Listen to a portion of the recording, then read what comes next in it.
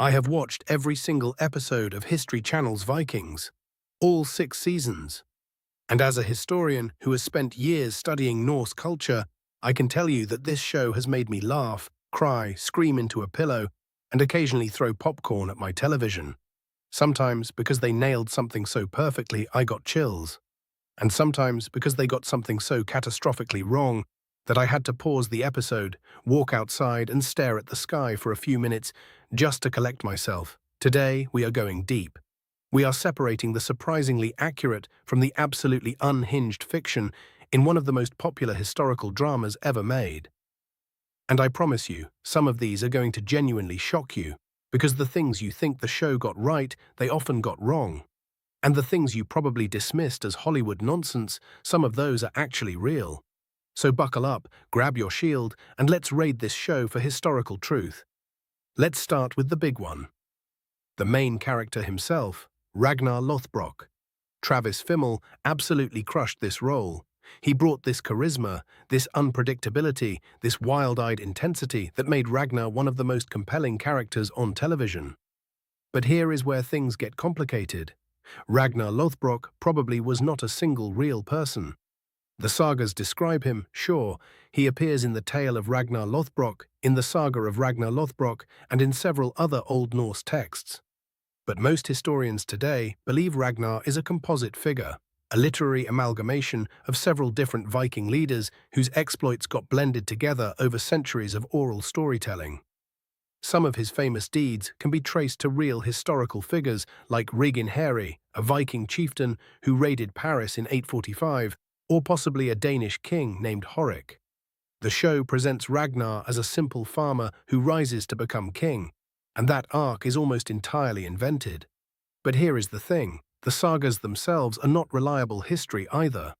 They were written down centuries after the Viking Age by Christian Icelandic authors who had their own agendas.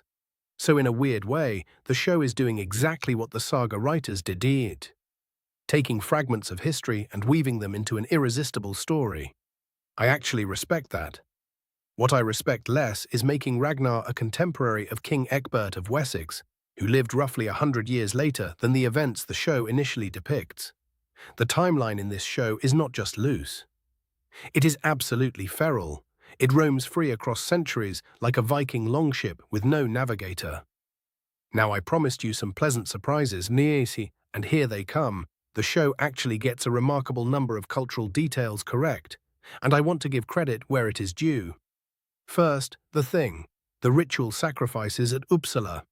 The show depicts a major religious gathering at Uppsala where human and animal sacrifices take place. And you know what?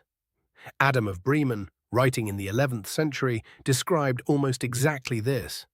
He wrote about a great temple at Uppsala where sacrifices were made every 9 years, including humans, and their bodies were hung in a sacred grove. The show's depiction is dramatized, obviously, but the core of it has real historical backing. Second, women in Viking society had significantly more rights and autonomy than women in most other European cultures of the same period. Lagertha as a shield maiden and a powerful leader in her own right is not as far-fetched as you might think. Women could own property, initiate divorce, and there is growing archaeological evidence, including the famous Birka warrior grave, that some women may have indeed participated in combat. The show exaggerates Lagertha's role somewhat, but the foundation is solid. Third, the importance of reputation and fame. The Vikings genuinely believed that the only true immortality was the reputation you left behind. This is a theme the show hammers constantly, and it is 100% authentic to Norse culture. The Havamal, a collection of Old Norse poems, literally says that cattle die, kinsmen die, you yourself will die, but the reputation of the dead never dies. The show captures this philosophical underpinning beautifully. And fourth, the navigation scenes. Ragnar using a sunstone to navigate. For years, people thought sunstones were pure myth. Then researchers discovered that certain crystals, specifically Iceland spar, can indeed be used to locate the sun's position even on cloudy days by polarizing light. A calcite crystal was even found in the wreck of an Elizabethan ship, so the show was arguably ahead of mainstream knowledge on that one. Well done, History Channel. Genuinely well done. And now we arrive at the part where I start losing my composure. Let us talk about the armor, or rather, the complete and baffling absence of armor. The Vikings in this show run into battle wearing what appears to be leather vests, and occasionally some fur. They look like they are heading to a very aggressive Renaissance fair. In reality, Vikings wore mail armor when they could afford it. They used helmets extensively. And no, the helmets did not have horns. The show actually gets the no horns thing right, so again, credit where it is due. But the lack of proper armor and shields used correctly in formation is painful. Vikings were famous for the shield wall. It was their primary battle tactic. The show occasionally references it, but then immediately abandons it so that characters can do cool individual combat moves. The shield wall was not a suggestion. It was the thing. It was the whole strategy. Breaking formation meant death. Also, let's talk about Floki building the boats. Floki is portrayed as this eccentric genius boat builder, and the show implies he essentially invents the Viking longship. In reality, Scandinavian shipbuilding evolved over centuries. No single person invented the longship. It was a gradual technological development building on generations of maritime knowledge. Floki is based loosely on Hrafnar Floki, one of the first Norse settlers of Iceland, but the real Hrafnar Floki was not a boat builder. He was a navigator. The show also regularly depicts Vikings as dirty, unwashed barbarians when they are among other cultures. This is the opposite of what contemporary sources tell us. John of Wallingford, an English chronicler, actually complained that Vikings were too clean and too well groomed, and that English women found them attractive specifically because they bathed regularly, combed their hair, and changed their clothes often. Vikings were the guys who made the locals look unhygienic by comparison. The show occasionally shows characters with elaborate braids and grooming, which is accurate, but then undercuts it with grime and filth that would have appalled an actual Viking. This is where the show both shines and stumbles in almost equal measure.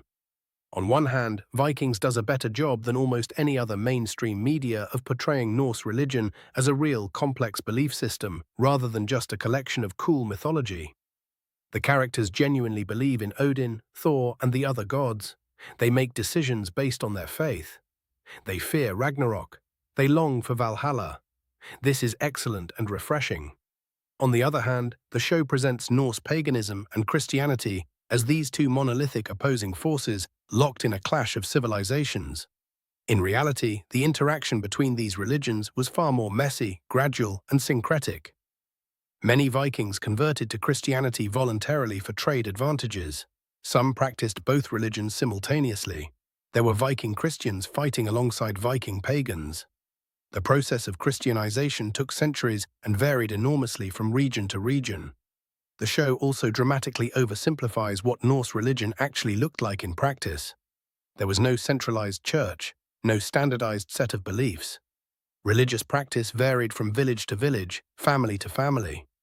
The show presents it as far more unified and organized than it ever was. And the portrayal of the seer, while fantastic television, has no real historical equivalent. There were practitioners of Seder, a form of Norse magic and divination, but they did not function as a village oracle sitting in a hut licking people's hands. That is pure television, and honestly, I would not change it because it is incredible to watch. But it is not history. So where does this leave us? Is Vikings good history? No. Absolutely not. Is it good television? Yes. Emphatically yes. And here is what I think matters most. This show got millions of people interested in Viking history. It sent people to museums. It made them pick up books about Norse mythology. It made the Viking Age feel alive and relevant in a way that 1,000 documentaries had failed to do. The show is best understood not as a historical document, but as a modern saga. It is doing what Norse storytellers always did, taking real people, real events, and real cultural truths and weaving them into something larger than life. Something dramatic and emotional and unforgettable. The saga writers would have loved this show. They would have recognized exactly what it was doing. They might have had some notes about the armor, though. All right, I want to hear from you. What is the one thing in Vikings that you always assumed was accurate, but now realize might be completely made up? Or what is something the show got right that surprised you? Drop it in the comments because I read every single one. And honestly, the debates that happen down there are sometimes better than the videos themselves. If you enjoyed this, smash that like button. It genuinely helps this channel reach more people who love history and pop culture as much as we do. And if you are not subscribed yet, what are you even doing? Hit subscribe, hit the bell, and I will see you in the next video where we will be looking at whether Bjorn Ironside's Mediterranean raid actually happened. Spoiler alert, parts of it did, and the real story is even wilder than what the show depicted. Until then, stay curious, stay skeptical, and remember, the sagas never let the truth get in the way of a good story.